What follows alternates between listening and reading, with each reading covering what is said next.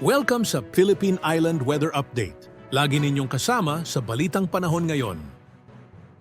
Patuloy pa rin po ang pag-ihip ng malamig na northeast monsoon or amihan. Ito po yung hangin galing dito sa may mainland Asia. Nagdadala lamang ng mga mahihinang pag-ulan sa malaking bahagi po ng Luzon. Habang ang shear line o yung boundary ng amihan plus the easterlies ay siyang nakakaapekto sa eastern sections ng southern Luzon and Visayas. And for the rest of Visayas and Mindanao, andyan pa rin ang mga pulupulong mga paulan at pinakamatataas ang tsansa ng ulan sa may eastern side, epekto pa rin yan ng easterlies o yung mainit naman na hangin galing sa silangan. Base sa ating latest satellite animation, wala po tayong namamataang low pressure area or bagyo sa paligid ng Philippine Area of Responsibility and possibly by the end of January, mababa pa rin po ang tsansa na magkakaroon tayo ng weather disturbance. Ngayong araw po, pinakamatataas pa rin ang tsansa ng mga paulan sa Luzon sa may eastern section. Sa may Bicol region at southern Quezon, nandyan pa rin ang epekto ng shear line o yung banggaan po ng mainit at malamig na hangin, kalat-kalat na ulan and isolated thunderstorms, pero posible pa rin magdulot ng mga pagbaha o pagguho ng lupa doon.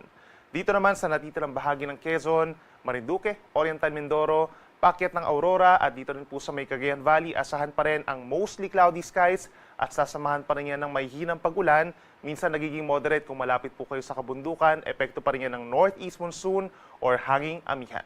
Habang ang natitirang bahagi ng Luzon, ramdam din po ang malamig na amihan at andyan pa rin po ang mga pulupulong mahihinang pag-ulan for the rest of the day or for most parts of the day, lalo na sa umaga hanggang sa tanghali, partly cloudy to cloudy skies.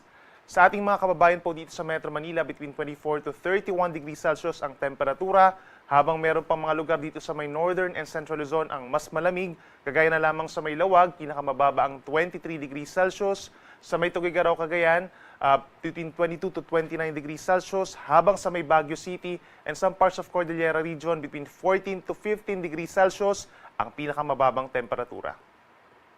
Sa ating mga kababayan po sa Palawan, kung sa may southern portions, as early as this morning, mataas na po ang tsansa ng mga paulan. Ito'y dahil lamang sa easterlies. At sa parting Visayas, eastern Visayas po ang pinakang-uulanin, lalo ng northern Samar and eastern Samar, epekto rin po yan ng shear line naman o yung bangga ng mainit at malamig na hangin.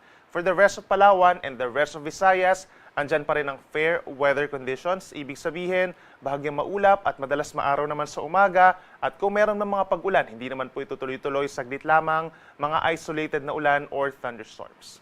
Temperature natin dito sa Palawan, between 25 to 32 degrees, so medyo mainit. Ganyan din sa Metro Cebu, 25 to 31 degrees Celsius. Sa ating mga kababayan po sa Mindanao, pinakang uulanin itong eastern side dito sa may Caraga region, Dinagat Islands, Surigao del Norte and Surigao del Sur. Magbaon po ng payong, asahan yung kalat-kalat ng mga ulan at mga thunderstorms. Epekto po yan ng easterlies o yung mainit na hangin galing sa silangan. And speaking of mainit, the rest of Mindanao, aasahan din po ang medyo maalinsangan na tanghali at may mga lugar as early as this morning na magkakaroon ng paulan. Southern portion of Zamboanga Peninsula, plus itong Sulu Archipelago. Then pagsapit po ng tanghali hanggang sa gabi, mas marami lugar sa paligid ng Moro Gulf, Southern Mindanao and eastern portion of Davao Region na magkakaroon din ng mga paulan, epekto ng easterlies. Temperature natin dito sa may Zamboanga City and Davao City hanggang 33 degrees pagsapit ng tanghali. Sa ngayon, wala pa rin tayong gale warning or babala sa matataas sa mga alon and even hanggang sa katapusan po ng linggong ito dahil relatively hindi pa ganun kalakasan po yung ating northeast monsoon.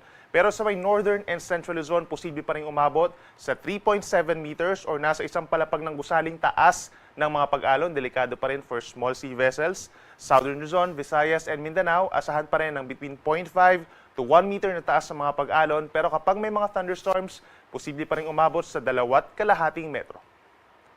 And for our 3-day weather forecast, asahan pa rin sa Thursday to Saturday yung mga paulan, mostly sa may eastern sides ng ating bansa. So sa may Bicol region and eastern Visayas, lalo na bukas, magiging maulan pa rin po dahil pa rin sa epekto ng shear line o banggaan pa rin ng mainit at malamig na hangin, kalat-kalat na ulan and thunderstorms, maaari pa rin mag-cause sa mga pagbaha or landslides.